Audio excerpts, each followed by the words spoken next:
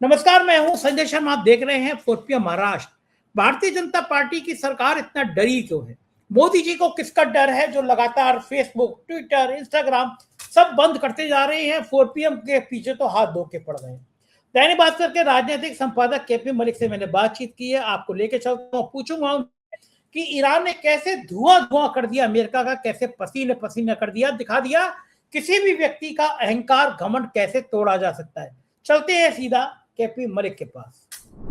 4PM news network में बहुत बहुत स्वागत है केपी मलिक साहब आपका। मैं क्षमा चाहूंगा, कल मुझे आपके संग शो करना था, लेकिन मैं आज स्वानंद किरकिरे जी इंटरनेशनल सिंगर हैं, मेरे दोस्त हैं, मित्र हैं, बड़े भाई जैसे हैं।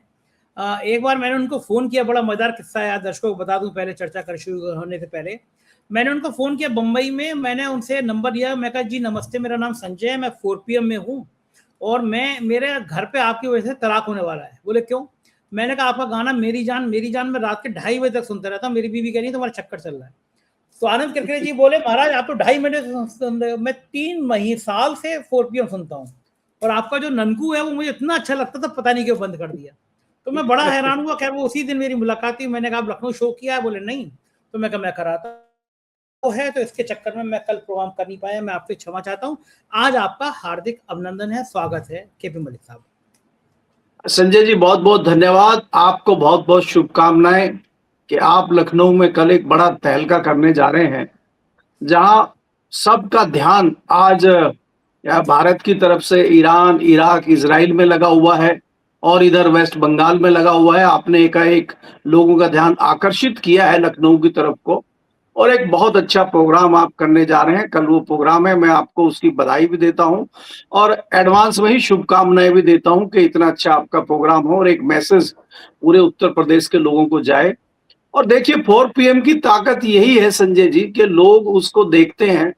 हमें भी लोग कई सारे कहते हैं, आज ही मेरे पास एक फोन आया और हमारे एक मित्र हैं, वो ब्यूरोक्रेट है, रिटायर हो गए और उन्होंने अपने मोबाइल से एक IAS ने उनको एक वीडियो दिखाया कि यार ये देखिए 4PM पे कितनी अच्छी बहस चल रही है और मलिक साहब बहुत बढ़िया बोलते हैं और ये संजय जी बीच बीच में इनको उकसाते रहते हैं। तो कहा सर ये तो अपने जानने वाले दोस्त, तो हमारे बारे में अगर चर्चाएं हो रही हैं तो इससे बढ़िया क्या है? ये प्लेटफॉर्म ही है जिसने हमें ये मौका दिया है और यहाँ तक आया। मुझे लगता है कि प्लेटफॉर्म तेजी से बढ़ रहा है। कुछ लोग दाएं बाएं के खींचने को, तोड़ने को कोशिश करेंगे तो मुझे लगता है कि वो कामयाब होते नहीं। उससे आपकी सफलता आगे आती है और बढ़ती है और दिन दोगुनी चार चौगुनी तरक्की होती है। तो कल के लिए मैं एक बार फिर आपको शुभकामनाएं देते हुए बधाई देता हूँ संजय जी। सर जब हमारा नेशनल चैनल खुला हुआ था तो बहुत मेहनत करनी पड़ती थी, टाइम नहीं मिलता था। अब सरकार ने 4PM नेशनल चैनल बंद कर दिया, मेरे पास समय था, मैं कहा चलो कुछ गीत संगीत ही हो जाए, इसलिए ये प्रोग्राम करा रही है। बहुत बहुत शुक्रिया। आप चलते हैं आज की बड़ी खबरों की ओर।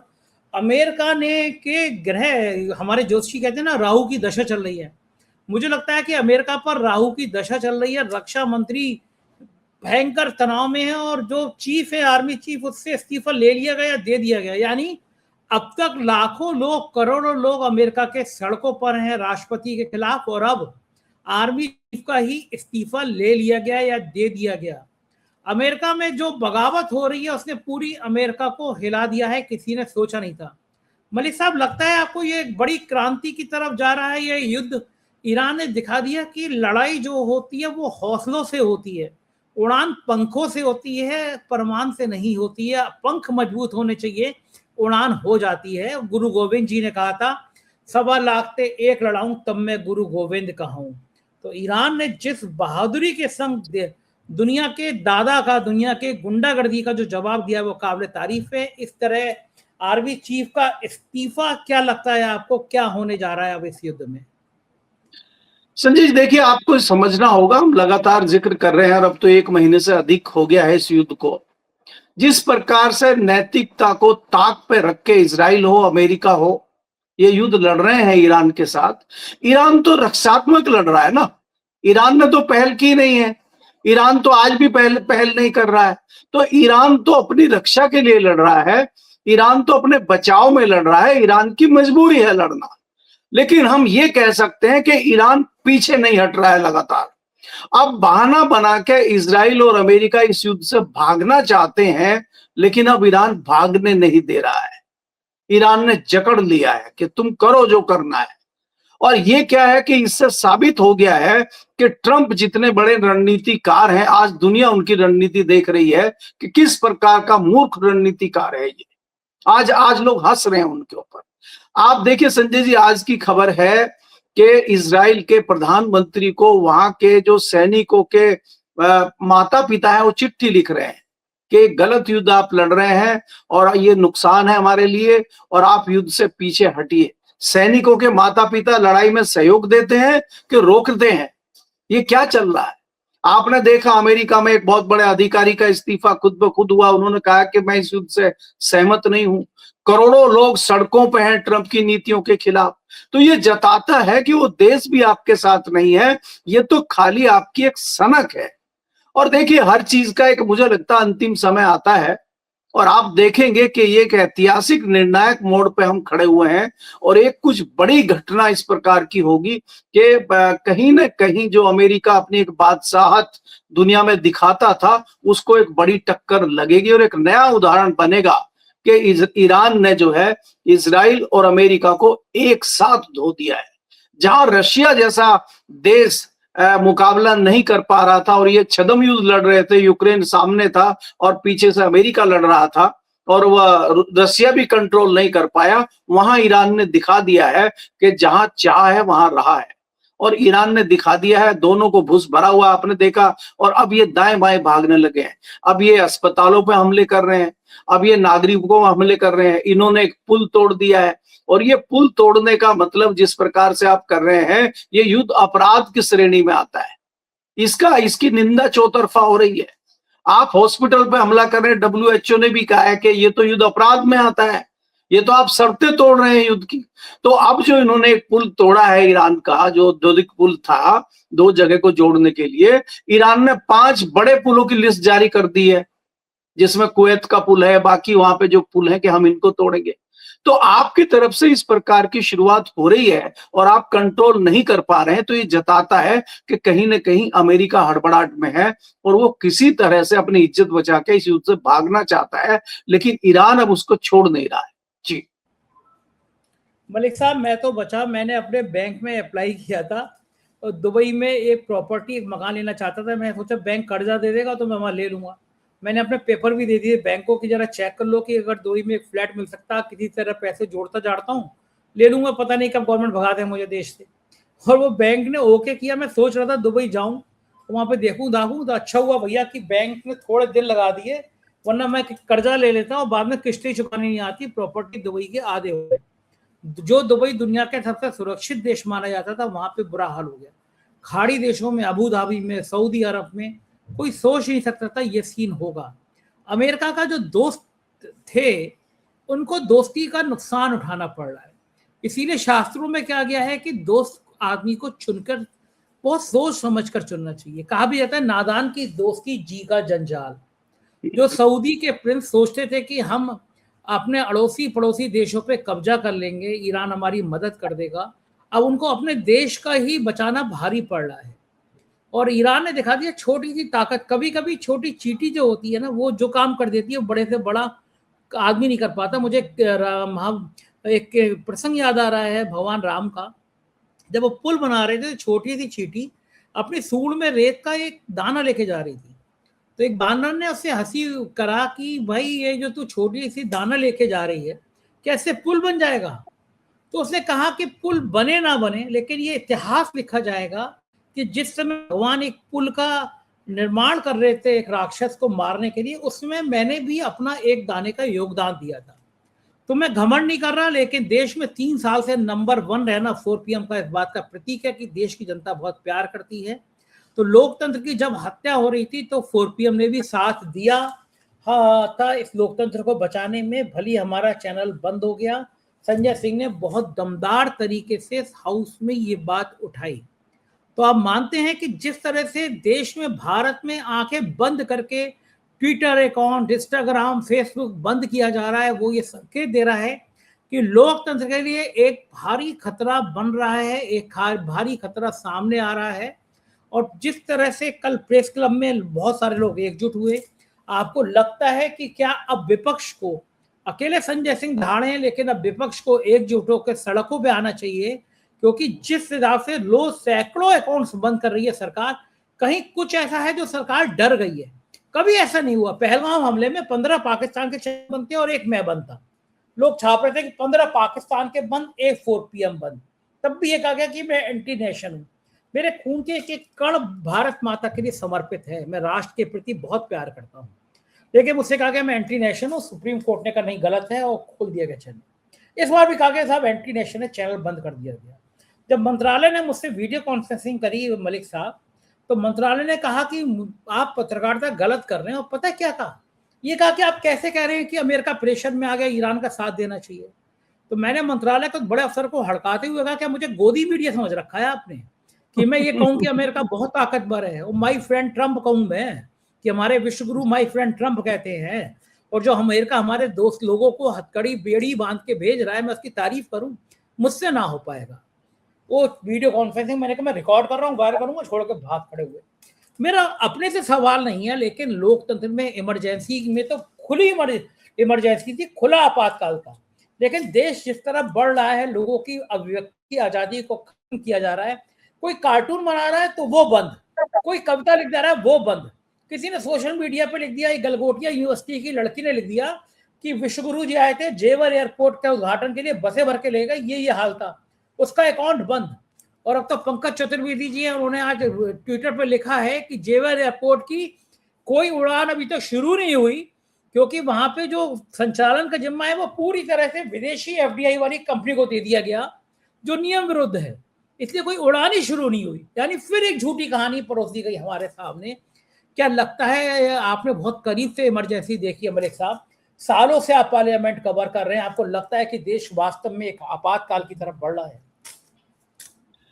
नहीं संजय, देखिए कोई पहली घटना नहीं है इस प्रकार की कि किसी के अकाउंट बंद हो रहे हैं, किसी को रोका जा रहा है, सवाल पूछने से रोका जा रहा है।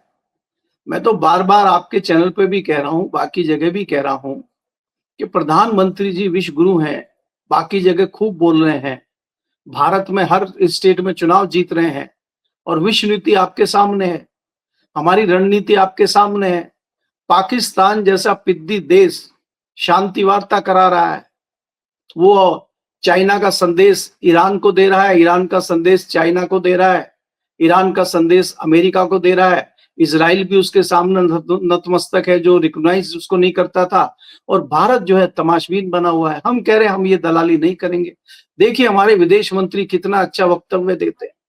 तो ये जो देश में हो रहा है, चैनल बंद करने की बात हो, अकाउंट बंद करने की बात हो, अभी क्या है कि ये जो भी मुखर आवाज आएगी उसको बंद करने के लिए एक नई रणनीति है कि एक एक दो को धीरे धीरे बंद किया जाए। अभी क्या है कि कई लोग बोल नहीं रहे हैं, हमने ये भी देखा है कि प्रेस क्लब में सब लोग इकट्ठे हुए थे, लेकिन अभी भी बहुत लोग अलग अलग लगे हुए हैं, और वो इस मुकालते में है कि ये प्रॉब्लम उनको नहीं आएगी। लेकिन ये सरकार की और इनकी रणनीति है कि एक एक करके विरोधी आवाज बंद की जाए। और विरोधी आवाज कोई ऐसी विरोधी नहीं है कि हम आपका विरोध कर रहे हैं, हम सवाल पूछने का काम कर रहे हैं। अगर गैस के सिलेंडर नहीं है, कहीं आपाधापी चल रही है, और आप कहते हैं भाई देखिए यहाँ गैस की दिक्कत चल रही है, आप वीडियो डालते हैं, आप तथ्य देते हैं, उसके बावजूद आपका अकाउंट बंद हो जा रहा है। आप कोई दूसरी आवाज उठाते हैं, आपका जो है अकाउंट बंद हो जाता है। अच्छा, इसमें बताइए, इतिहास में पहली बार हुआ है कि 193 सांसदों ने चुनाव आयुक्त के खिलाफ चिट्ठी लिखी है, अविश्वास जताया है। इसमें हमारी आपकी क्या गलती है? ये खबर ना दिखाएं हम इस पर डिस्कस ना करें? ये तो सदन में हुआ है। अरे आपको अगर रोकना है तो चुनाव आयोग को रोकिए। चुनाव आयोग के लेटर पे केरल में भारतीय जनता पार्टी की मोहर लगा हुआ पत्र जारी हो जाता है, तो उसमें पत्रकारों की क्या गलती है? हम उस पर डिस्कस ना करें, सवाल ना पूछें कि चुनाव आयोग जो है वो भी भारतीय जनता पार्टी की मोहर से चल रहा है। इससे बड़ा दुर्भाग्य क्या हो सकता है? और जब हम सवाल उठाते हैं तो उसको आप टाइपिंग एरर बता देते हैं और उठा के हमारा अकाउंट बंद कर देते हैं। तो देश में इमरजेंसी में भी संजय जी इस प्रकार से नहीं हुआ।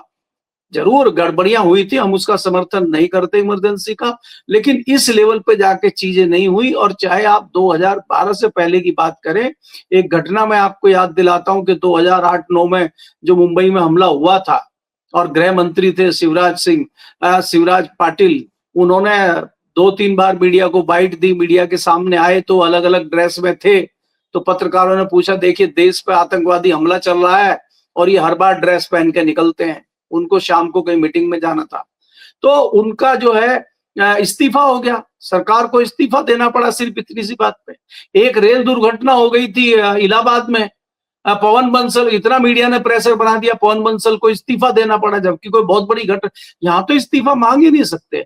आप बताइए, हरदीप पुरी जी का इस्तीफा होना चाहिए, स्टीम फाइल में आपका नाम आया है, आप गायब हैं, लोगों ने पूछना ही बंद कर दिया। तो यहां तो आपको चारों तरफ से चुप करने का काम इसलिए है कि आप अगर सवाल पूछेंगे तो आपको चुप कराया जाएगा। तो आप क्या करिए, राग दरबारी करिए और आप बताइए कि बहुत अच्छा चुनाव चल रहा है, भारतीय जनता पार्टी वेस्ट बंगाल में जीत रही है भारी बहुमत से, इस तरह की खबरें चलाइए। मोदी जी का भाषण बहुत अच्छा था, 10-20 लाख आदमी टूट के पड़ रहे हैं, इस तरह की खबरें आप चलाएंगे तो बहुत अच्छा रहेगा। अगर आप सच्चाई दिखाएंगे तो आपका चैनल तो बंद होगा, इसको कोई नहीं रोक पाएगा। जी मलिक साहब ठीक कह रहे हैं, लेकिन अगर इस तरह लोकतंत्र की हत्या करेंगे तो फिर कहीं ना कहीं लोगों में गुस्सा तो बढ़ेगा। ऐसी किसान आंदोलन को समझ रहे थे कि कुछ नहीं हो पाएगा, किसान आंदोलन हो गया और बाद में देखा कि किसान आंदोलन के वजह से 700-800 किसानों की मौत के बाद कितना भारी नुकसान हुआ, क्या क्या हुआ, फिर विश्व गुरु को कहना पड़ा कि मेरी तपस्या में कोई कमी रह गई थी शायद। इस बार भी ये हो रहा है कि आप लोकतंत्र को जिस तरह से परेशान कर रहे हैं, दुखी कर रहे हैं, उसका कुछ ना कुछ कहीं ना कहीं नतीजे खतरनाक सामने उसके आपके आएंगे। मलिक साहब, बंगाल की बात करता हूँ। बंगाल का राजनीतिक तापमान, ओवैसी जी अपना खेल करने पहुंच गए हैं, हुमायूं कबीर खेल कर रहे हैं। आपको लगता है कि बंगाल के मुसलमान विभाजित होंगे, या ये मैसेज दिया जा रहा है गोदी मीडिया के जरिए कि साहब मुसलमान तो विभाजित हो गए, इस बार फिर से बीजेपी जीत जाएगी? कुछ खेल करने की कोशिश की जा रही है बंगाल में, क्या वो खेल कामयाब हो पाएगा, क्या लगता है आपको? देखिए संजय जी, अगर आप वेस्ट बंगाल की बात करते हैं, वहां पे भी बहुत बड़ी लड़ाई ममता बनर्जी लड़ रही है, वो लड़ाकू महिला है और उनकी लड़ाई भारतीय जनता पार्टी के साथ नहीं, उनकी लड़ाई चुनाव आयोग के साथ है, ज्ञानेश कुमार जी के साथ है। और ज्ञानेश कुमार जी जो वहां लड़ाई लड़ रहे हैं, पहले वो लड़ाई 63 लाख की थी, अब वो 43 लाख की हो गई है। और ये जो 43 लाख की लड़ाई है और ये जो लगभग 89 सीटें, 90 के लगभग विधायकों की सीटें हैं, इस पे खेल होगा। और इसी खेल को करने के लिए ताम झाम सब जुटाए जा रहे हैं, शाम धाम दंड भेद की प्रक्रिया चालू है, उसी में ओवैसी जी हैं, उसी में कबीर साहब हैं, बाकी सब मिलकर कबीर के दोहे भी उसी में चलेंगे और राम रहीम के जो है, औरंगजेब के जो अच्छे बुरे किस्से हैं वो हमारे ओवैसी साहब सुनाएंगे और बाकी तड़का जो है हमारे वो बाकी लोग हिंदू वाले लगाएंगे। क्योंकि देखिए, देश का नेतृत्व मजबूत हाथों में है और देश का हिंदू खतरे में है, ये भी तो वहां चलेगा। आप देखिए ना कि देश का हिंदू आज खतरे में है, उसको भी तो बचाना है। अब देश में तो बच गया है हिंदू, वेस्ट बंगाल का हिंदू जो खतरे में है, जो सारे घुसपैठिए ममता बनर्जी ने वहां बुला लिए हैं, उनको भी तो निकालना है।